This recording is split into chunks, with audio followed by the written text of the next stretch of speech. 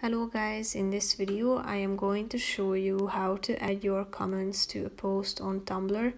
But first I just want to mention, don't forget to subscribe to my channel because at 10,000 subscribers I am going to show you my whole YouTube revenue statistics and growth strategy, how to make money online. So let's jump into it. First of all, open the application on your phone.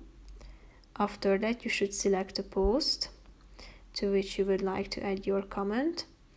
After that you should click on this chat icon down below and start typing in your comment.